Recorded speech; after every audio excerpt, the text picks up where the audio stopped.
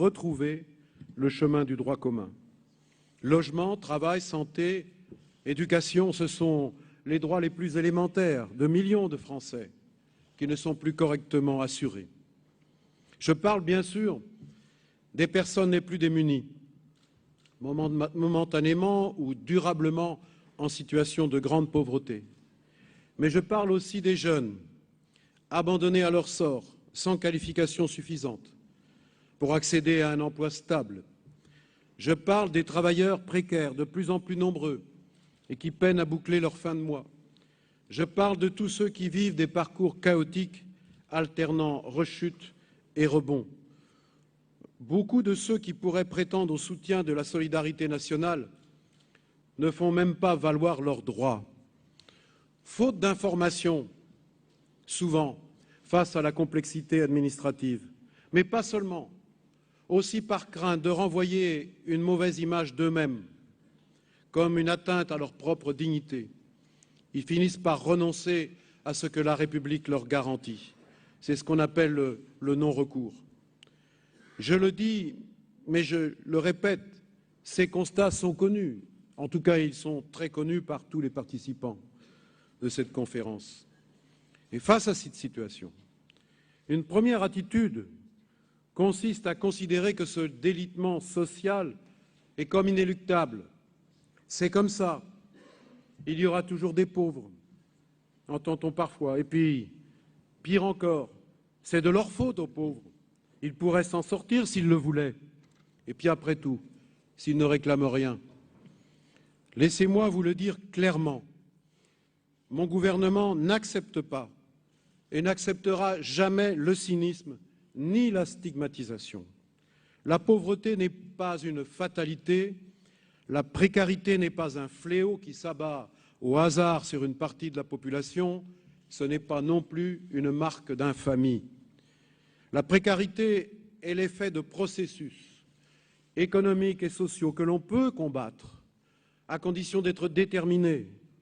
On peut les combattre si l'on estime que chaque citoyen a droit à sa juste place dans la société. C'est l'un des principes du nouveau modèle français que je souhaite construire. Un modèle qui n'oppose pas les politiques les unes aux autres.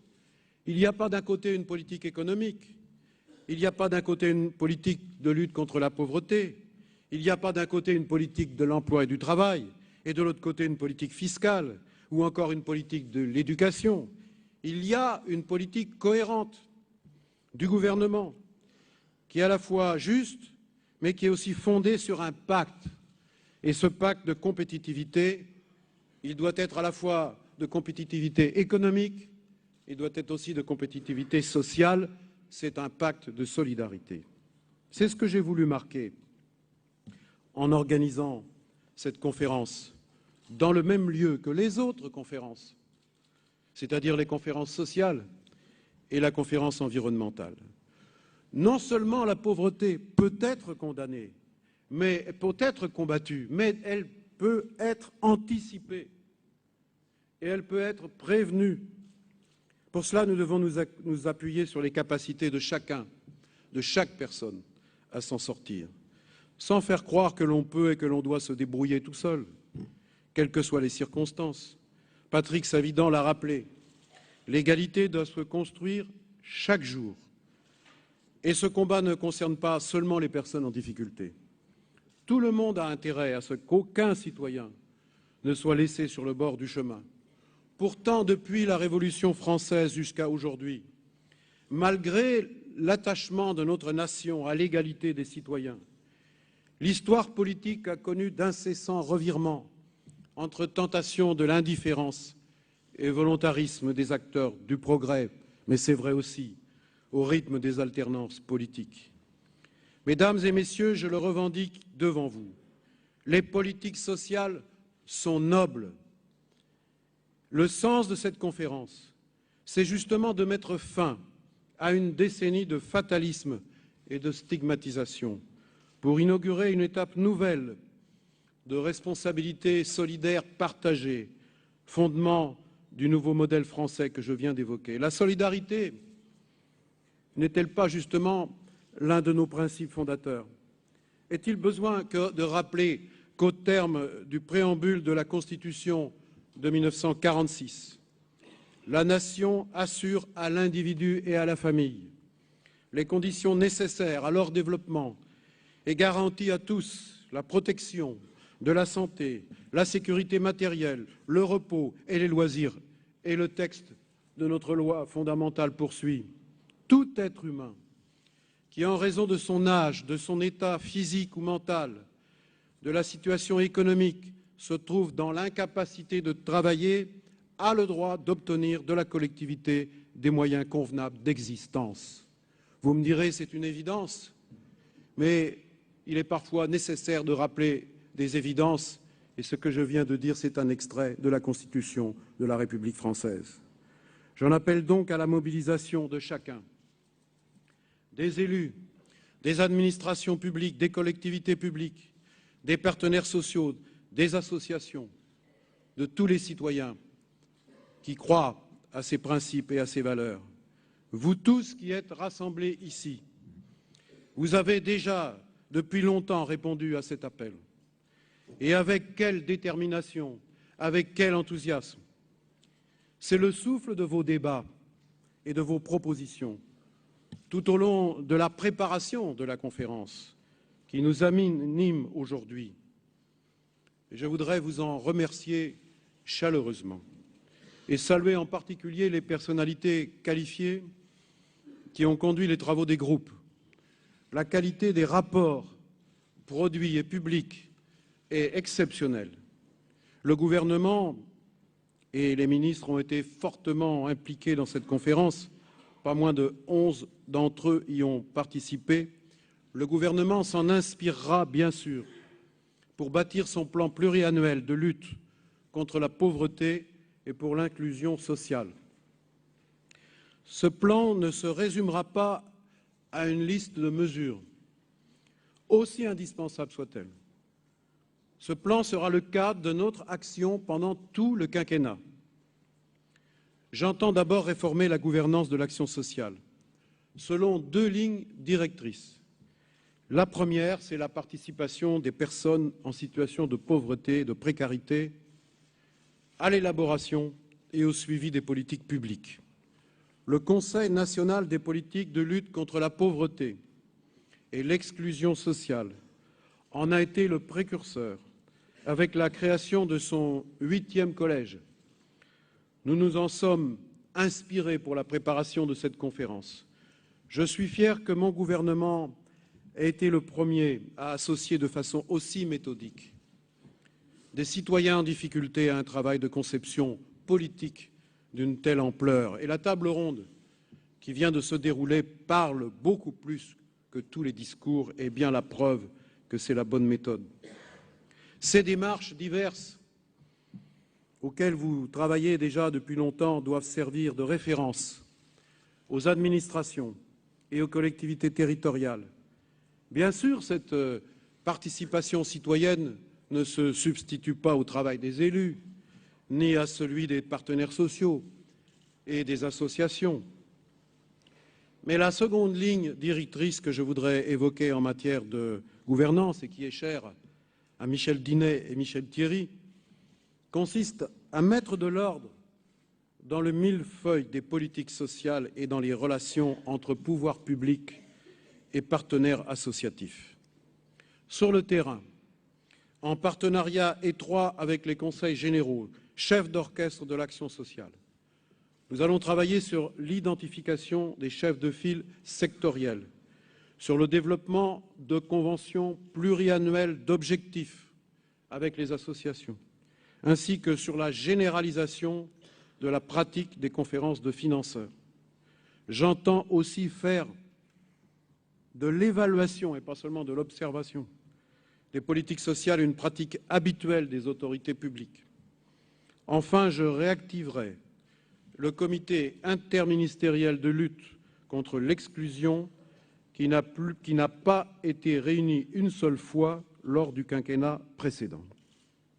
En somme, je veux m'appuyer sur un État stratège, sur des collectivités ayant les moyens de leur mission, sur des associations assurées dans la durée dans leurs projets et sur des citoyens confortés dans leurs engagements solidaires. Notre objectif, c'est bien entendu un meilleur accès aux droits et aux biens essentiels. Par biens essentiels, j'entends d'abord l'alimentation. Le gouvernement a affirmé haut et fort son soutien au programme européen d'aide aux plus démunis. Nous continuerons à nous battre pour que ces crédits soient maintenus. Je pense aussi à l'accès à l'énergie. Hier, le gouvernement a décidé l'extension par voie réglementaire des tarifs sociaux du gaz et de l'électricité aux bénéficiaires de l'aide à la complémentaire santé. Cette mesure doit nous permettre de passer de 2 millions à 8 millions de bénéficiaires. Je pense enfin à l'accès à la culture, à la création artistique, au sport, aux loisirs et aux vacances. Et du côté de l'accès aux droits, il nous faut combler le gouffre du non-retour. Je l'ai évoqué il y a quelques instants et il en a été souvent question dans cette conférence. Je dois constater d'ailleurs que, grâce à cette conférence, grâce à votre travail, au rapport que vous avez publié, la presse s'est fait l'écho de cette situation du non-recours que beaucoup de Français ignorent, que les observateurs aussi ignoraient. Et aujourd'hui, on le sait, enfin, que près de 70% des bénéficiaires potentiels du RSA activité n'y ont pas recours, ce qui représente plus de 800 000 personnes. Quel symbole! Je souhaite réduire le non-recours. Des campagnes d'information, de promotion des droits, je dis bien des droits sociaux, seront lancées en 2013. Mais elles seront accompagnées d'un sérieux effort en matière de domiciliation des personnes. Nous mettrons au point des objectifs de baisse des taux de non-recours, prestation par prestation, et nous simplifierons les démarches administratives, en liaison, bien entendu, avec les acteurs de terrain. Mais je n'ai pas non plus l'intention d'éluder la question de la pauvreté monétaire. Si les ménages pauvres sont pauvres, c'est d'abord parce qu'ils manquent de moyens financiers. Vous allez me dire, c'est une évidence. Comme l'est aussi la lente érosion du niveau relatif du principal filet de sécurité de nos politiques sociales, c'est-à-dire hier le RMI, aujourd'hui le RSA socle. Le RMI, lors de sa création en 1989, s'élevait à 50% du SMIC et se maintenait au même niveau jusqu'en 2002. C'est à compter de 2002 que son successeur, le RSA socle, ne représente plus que 43%. 43% du salaire minimum. Eh bien, ça veut dire que notre société est moins solidaire en 2012 qu'elle ne l'était il y a 10 ou 20 ans. Eh bien, cette dérive doit s'arrêter. Je m'y engage. Mais avec les moyens qui sont les nôtres. Vous les connaissez.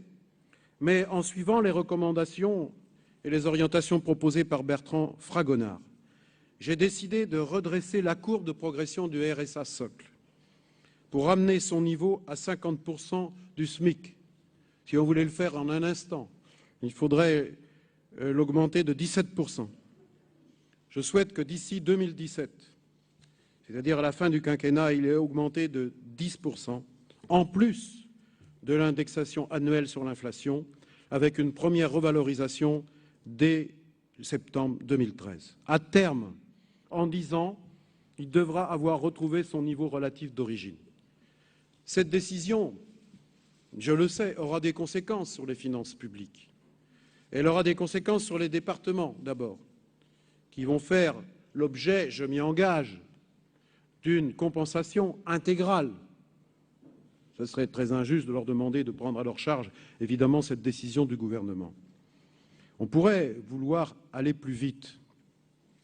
Mais au regard de la situation de nos finances publiques et de la dette qu'on nous a laissée, il est clair que c'est un choix politique. Ce choix est ambitieux. Il est cohérent avec les mesures déjà adoptées. Je pense à l'allocation de rentrée scolaire augmenté de 25% à la rentrée dernière.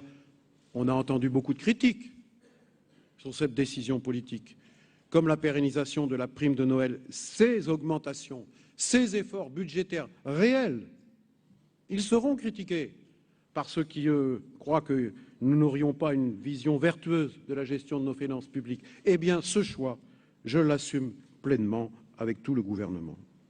Quant au RSA activité, personne ne remet ici en cause sa finalité. Il s'agit de venir en aide aux travailleurs, comme on dit les travailleurs pauvres, même si cette formule n'est pas extraordinaire, mais c'est une réalité. Il ne faut pas avoir peur des mots qui traduisent des réalités. Mais force est de constater que ce RSA activité n'a pas atteint ses objectifs. Il est donc impératif de le réformer, avec la prime pour l'emploi d'ailleurs, puisqu'ils ont le même objectif. Je m'engage à proposer cette réforme dès le premier trimestre 2013. Mais pour lutter contre la pauvreté et les précarités, vous le savez aussi bien que moi, on ne saurait se contenter d'une approche strictement monétaire. Au cœur de notre pacte de solidarité, il y a l'accompagnement des personnes. La qualité et le renouveau de l'intervention sociale ont occupé une grande part des discussions des groupes de travail et ils étaient au cœur de l'exposé de Patrick Vivray, ce matin, je crois. C'est un fil conducteur que le plan de lutte contre la pauvreté devra suivre tout au long du quinquennat. Les personnes qui vivent ou ont vécu une période de difficultés sont unanimes. C'est grâce au soutien d'un agent du service public, de l'emploi, d'un travailleur social, d'un professionnel de la santé ou de l'éducation, ou encore d'une personne bénévole, qu'ils ont pu ou comptent pouvoir rebondir. Renouveler l'intervention sociale, c'est identifier sur le terrain des référents disponibles, c'est privilégier une approche globale et pluridisciplinaire des publics, c'est aller chercher ceux qui ne demandent rien, c'est enfin penser en termes de prévention des ruptures et de droit au parcours jusqu'à l'insertion réussie. On sait par exemple que les ménages modestes pâtissent tout à la fois d'un faible accès aux services bancaires et d'un usage inadapté des crédits qui les mène trop souvent au surendettement. Conformément aux recommandations de François Soulages, dans son rapport, nous développerons une politique d'accompagnement pour prévenir le surendettement, en nous appuyant sur un observatoire de l'inclusion bancaire et un réseau de points conseil budget. Mais la création d'un registre national des crédits aux particuliers, le fichier positif, est engagée. Et cette création sera incluse dans le projet de loi sur la consommation qui sera présenté en début 2013. La responsabilisation des banques sera également renforcée dans la future loi bancaire présentée au Parlement en début d'année prochaine, qui intégrera des éléments relatifs au plafonnement des frais pour les publics les plus fragiles. Mais l'accompagnement n'est pas moins nécessaire pour garantir l'accès au logement. Bien sûr, les enjeux de l'hébergement et du logement se situent d'abord du côté du nombre de logements, du bâti, du parc privé comme des logements sociaux, des maisons relais comme des places d'hébergement. Vous connaissez les engagements du gouvernement en termes de construction. 150 000 logements sociaux par an. Cet engagement sera tenu, mais c'est un défi. Il exige une véritable mobilisation de tous les acteurs, pas seulement de l'État qui mobilise les crédits, mais aussi les représentants de l'État sur le terrain, mais aussi les collectivités territoriales, les bailleurs. Je prendrai une initiative en janvier pour réunir tous les acteurs qui sont prêts à s'engager pour obtenir des résultats concrets. Le 1er novembre, j'ai annoncé la fin de la gestion du thermomètre concernant l'hébergement d'urgence. Eh bien, pour cela, pour que ce ne soit pas une formule, le gouvernement engage les efforts nécessaires pour que cet engagement soit respecté. En plus des moyens supplémentaires accordés à l'automne 2012 et qui seront consolidés en 2013, nous créerons 4 000 nouvelles places de CADA et 4 000 places d'hébergement d'urgence supplémentaires qui s'ajouteront aux 1 000 places déjà budgétées. Ce n'est évidemment pas tout. Christophe Robert et Alain Régnier l'ont parfaitement exprimé. Notre politique doit marcher sur deux pieds. La mise à l'abri des personnes à la rue et l'accompagnement du plus grand nombre vers des solutions pérennes, en particulier les ménages prioritaires au regard du droit au logement opposable. C'est pourquoi je prévois un effort supplémentaire, à même hauteur que les fonds destinés à créer de nouvelles places d'hébergement et d'asile, pour favoriser le logement durable et le retour au droit commun. Je pense à différents types de mesures: la prévention des expulsions, l'intermédiation locative, le logement adapté, l'accompagnement vers et dans le logement. Les familles aujourd'hui à l'hôtel pourront être ainsi accueillies dans des conditions dignes, et une gestion plus souple des crédits justement pour les hôtels permettra, j'en suis sûr, de développer des projets alternatifs. Plusieurs associations que j'ai rencontrées m'ont fait d'ailleurs des propositions très concrètes et efficaces sur ce point. D'un point de vue structurel, une réforme des modalités d'attribution des logements sociaux sera engagée. Enfin, pour lutter contre les discriminations à l'entrée dans le logement, notamment pour les travailleurs modestes et les jeunes, nous travaillons à la mise en œuvre d'une garantie universelle des risques locatifs dont les modalités sont en cours d'expertise. Il n'est pas acceptable que l'on refuse un logement à quelqu'un qui est en CDD ou même en intérim. J'ai rencontré il y a quelque temps, je cite cet exemple parce qu'il m'a beaucoup frappé, mais vous en connaissez autant que moi et plus, d'une personne qui était en foyer le 1er novembre, le jour de la période d'hiver, qui me dit « Je travaille et je gagne bien ma vie », m'a-t-il dit. C'est son expression. Il gagnait 2 300 € par mois, plombier chauffagiste, mais en intérim, ayant un contrat renouvelé en permanence. Mais il dit « Je ne peux pas avoir de logement parce que je suis en intérim ». Donc ma compagne est retournée chez ses parents et mes 2 enfants, j'ai préféré avec ma compagne que nous les placions en famille d'accueil pour les protéger. C'est une situation que je trouve profondément choquante et intolérable. On doit la régler, pas seulement sur le plan individuel, mais on doit la régler par des solutions concrètes, c'est-à-dire de mettre en œuvre des droits, des nouveaux droits, parce que si nous ne mettons pas ces nouveaux droits en œuvre, nous pourrons mettre en œuvre toutes les politiques du logement que nous voudrons, nous ne résoudrons pas la situation de cette personne comme celle de beaucoup d'autres. Et puis, je le disais, c'est aussi par l'accompagnement que nous ferons accéder les personnes durablement éloignées du travail à un emploi de qualité. Je dis bien emploi de qualité, car c'est cela que nous visons, à travers notamment les négociations qui sont en cours entre les partenaires sociaux sur la sécurisation de l'emploi. Parmi les sujets majeurs, il y a celui du temps partiel subi et qui concerne essentiellement les femmes et les contrats précaires. 65% des embauches en 2011 se sont faites en CDD de moins d'1 mois. Comment peut-on, avec cette situation, trouver un logement? Comment peut-on s'installer? Comment peut-on repartir? Et donc je voudrais saluer à cet instant le travail des partenaires sociaux dans leurs négociations. Je sais qu'elle n'est pas facile, mais c'est toujours comme ça quand on part de loin et qu'on a le souhait de négocier, de trouver des solutions. Mais je souhaite vraiment qu'un accord soit trouvé, ça sera leur responsabilité dans la lutte contre la précarité du travail.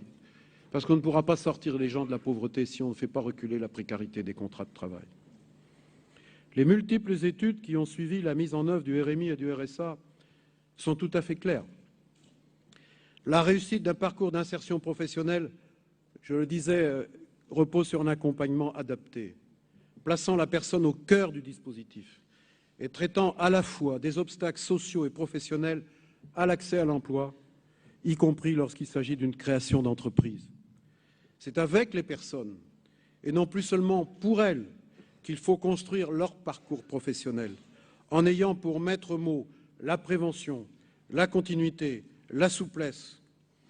Outre le renforcement de l'insertion par l'activité économique, nous développerons massivement les stratégies de médiation active et d'accompagnement dans l'emploi, ou encore la progressivité du temps de travail dans les contrats aidés. Nous veillerons enfin à orienter beaucoup plus massivement la formation professionnelle en direction des publics qui en bénéficient de moins, c'est-à-dire les personnes les moins qualifiées. Toutes ces mesures seront comprises dans le plan à venir et devront s'appuyer sur la mobilisation des employeurs. Je veux insister sur un enjeu de première importance pour l'avenir de notre pays. L'insertion des jeunes qui ne sont nulle part, ni en emploi, ni en formation, qui sont confrontés à l'isolement, souvent hors du foyer familial, et à la précarité. Ces jeunes inoccupés, dont de nombreux décrocheurs du système scolaire, sont les éternels oubliés des politiques publiques. La priorité à la jeunesse a été affirmée par le président de la République. C'est aussi une priorité pour ces jeunes en grande difficulté. C'est pourquoi j'annonce ici la mise en œuvre d'une garantie jeune dès la rentrée de septembre 2013, qui s'appuiera techniquement sur un dispositif existant pour éviter d'en inventer un nouveau, qui est le civisme. Mais il s'agira d'autre chose. Il s'agira d'un contrat d'1 an renouvelable qui sera signé entre le jeune en grande difficulté d'insertion et le service public de l'emploi, précisant les engagements de chacun. L'institution s'engagera à offrir aux jeunes un accompagnement soutenu. Un travailleur social identifié devra établir avec lui un projet d'insertion et lui faire régulièrement des propositions adaptées de formation ou d'emploi, dont bien entendu les emplois d'avenir et les contrats de génération qui, après la négociation réussie et l'accord de tous les partenaires sociaux, sera soumis au Parlement dès la rentrée 2013, début d'année 2013. De son côté, le jeune signataire sera tenu de respecter les étapes programmées du parcours et d'accepter les propositions adaptées qui lui seront faites. Il bénéficiera alors, pendant ces périodes d'inactivité, d'une garantie de ressources d'un niveau équivalent au RSA, un contrat d'1 an renouvelable et cette aide financière d'un niveau équivalent au RSA dans les périodes d'inactivité. Ce dispositif, qui effectivement demande de mobiliser des moyens et une organisation, sera mis en place en septembre 2013 dans 10 territoires pilotes, avant d'être étendu à l'échelle nationale. Nous visons en rythme de croisière 100 000 jeunes par an. Cela veut dire 100 000 jeunes qui vont enfin retrouver un avenir. Et cette jeunesse qui peine à trouver sa place dans la société me conduit naturellement à la question de l'enfance en difficulté et plus largement des familles en situation de pauvreté ou en situation précaire. Dominique Versini et Pierre-Yves Madinier ont appelé de leur vœu le décloisonnement des dispositifs et l'amélioration de l'accompagnement afin de prévenir les ruptures familiales et de faciliter l'accès aux services collectifs des familles en situation de précarité. Nous nous inspirerons bien sûr de ces recommandations importantes. Le statut du centre parental sera inscrit dans le Code de l'action sociale pour permettre la coexistence de 2 modes de prise en charge, celui des mères seules avec enfants et celui des 2 parents avec enfants. Comme je l'ai annoncé lors du comité interministériel des droits des femmes, la scolarisation des enfants de moins de 3 ans sera fortement développée, notamment dans les zones d'éducation prioritaire, où elle devra concerner au moins 30% d'une classe d'âge. Nous faciliterons aussi l'accès aux crèches et à la cantine scolaire pour les enfants de familles modestes. Plus largement, nous avons pour objectif la réussite éducative des enfants en situation de précarité dans le cadre de la grande ambition de la refondation de l'école. Mais faut-il encore que les enfants et leurs familles vivent dans des conditions matérielles décentes? Notre pays comptait en 2010 2 700 000 enfants pauvres. C'est profondément inacceptable. C'est inacceptable pour eux comme pour leurs parents, parce que c'est une injustice sociale terrible dans un pays comme le nôtre, un pays riche comme la France. Et dans le cadre d'une réflexion générale sur la politique familiale menée au premier trimestre 2013, nous demanderons à Bertrand Fragonard de proposer une amélioration conséquente des aides aux familles monoparentales et aux familles nombreuses confrontées à la pauvreté. L'allocation de soutien familial et le complément familial seront donc adoptés. Je n'accepte pas que tant de familles soient étouffées par des taux d'effort insoutenables, notamment en matière de logement. Pour les enfants, pour les familles, pour toutes les personnes en situation précaire, l'injustice sociale se manifeste de manière choquante dans les inégalités de santé. Rendez-vous compte que dans un pays comme le nôtre et de tradition égalitaire, l'espérance de vie en bonne santé reste si profondément différenciée socialement. L'espérance de vie sans incapacité d'un cadre est de 10 ans supérieure à celle d'un ouvrier. La France a également décroché par rapport à ses partenaires européens dans le domaine de la périnatalité, du fait précisément d'une moins bonne prise en charge des mères en situation de précarité. En accord avec les recommandations de Michel Legros, notre plan intégrera un large volet relatif à l'accès aux soins et à la couverture complémentaire pour tous. Ainsi, le plafond de la CMU complémentaire sera révisé de façon à couvrir 500 000 personnes de plus. En lien avec le programme de lutte contre les déserts médicaux, qui est en cours d'élaboration, nous encouragerons le déploiement de services publics locaux d'accès à la santé et de structures pluridisciplinaires comme les centres et maisons de santé. Et nous redonnerons toute leur vigueur aux dispositifs d'accès aux soins, aux droits, ou situés à la charnière des politiques sociales et médico-sociales, tels que les permanences d'accès aux soins de santé, les lits halte soins santé ou les lits d'accueil médicalisés. Pour les personnes en situation de précarité, nous veillerons à ce que soient mieux pris en compte les enjeux de santé publique, comme la santé mentale ou la lutte contre les addictions. J'ai déjà été long, je ne veux pas entrer davantage dans les détails d'un plan qui reste bien sûr à finaliser, mais ce plan sera adopté par le comité interministériel de lutte contre l'exclusion que je réunirai à cet effet le 22 janvier 2013. J'espère être parvenu à vous faire partager mon ambition d'une action riche et cohérente, visant précisément à ce que les personnes fragiles ne soient plus les premières victimes de la crise. Ce plan, je l'ai dit, c'est d'abord le vôtre, puisque vous en avez inspiré les termes, mais ce sera demain celui des ministres. Chacun d'entre eux aura sa propre feuille de route, afin que la solidarité soit au cœur de toutes les politiques publiques qu'ils ont à conduire. Ce sera aussi l'engagement de l'État sur le terrain, et j'y veillerai personnellement, pour qu'avec les préfets, la vigilance et l'engagement soient les mêmes partout sur le territoire de la République. Et pour veiller à la bonne application de ces mesures, on a parlé d'observatoire, on a parlé d'évaluation, je proposerai à une personnalité une mission de suivi du plan pluriannuel de lutte contre la pauvreté et pour l'inclusion sociale. Je lui demanderai d'abord de me proposer une stratégie de suivi des mesures adoptées et des feuilles de route ministérielles, en s'appuyant sur un ensemble d'indicateurs équilibrés.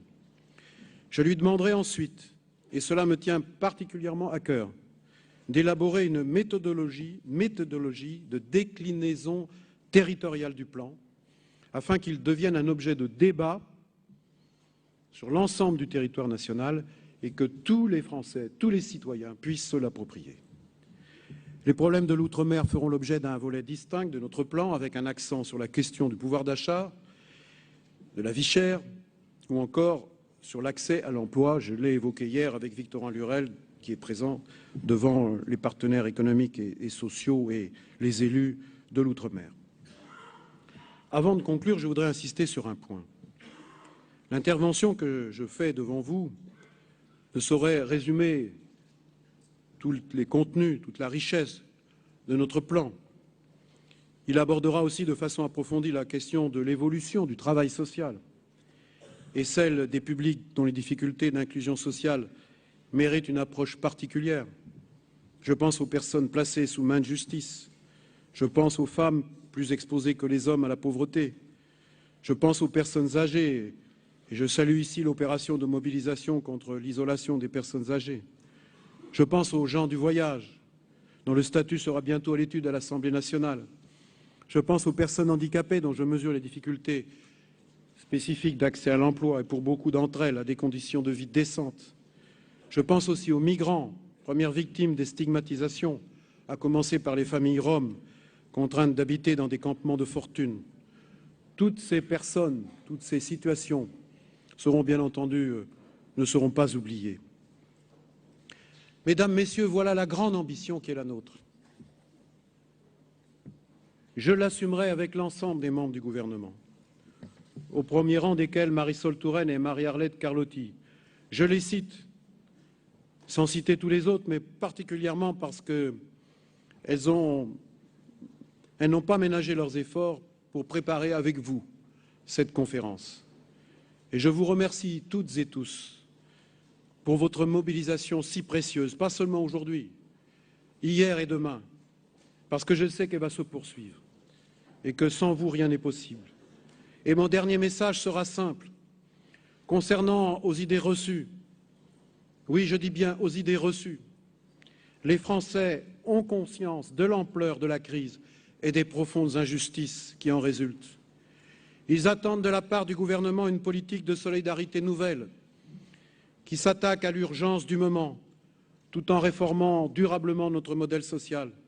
Ce nouveau modèle français dont j'ai parlé à plusieurs reprises et que je défends avec conviction, qui repose tout autant sur la redistribution et la solidarité publique que sur la compétitivité de nos entreprises. Le 6 mai dernier, les Français ont fait le choix du redressement dans la justice et la solidarité. Et pour défendre la cohésion de notre corps social, nous devons faire preuve à la fois de courage, d'imagination et d'audace. Mais soyons-en conscients, c'est un combat. C'est un combat contre l'injustice. C'est un combat pour la dignité. C'est un combat contre tous les conformismes et les routines, les pesanteurs et les fatalités. Mais je ne doute pas que nous réussirons. Je ne doute pas de notre attachement à la solidarité. Il trouve sa source dans les valeurs mêmes de la République et qui fait que quand les Français doutent, c'est autour de ces valeurs qu'ils peuvent se retrouver et se dépasser. Dans son discours du Bourget, le président de la République, François Hollande, parlant de la France, avait dit « Chaque nation a une âme et l'âme de la France, c'est l'égalité ». Eh bien, c'est ma feuille de route, c'est ce qui m'inspire, c'est ce qui inspire le gouvernement et c'est ce qui doit nous mobiliser tous ensemble. En tout cas, en ce qui me concerne, je ne m'écarterai pas de ce chemin. J'en prends l'engagement devant vous. Merci et bon courage.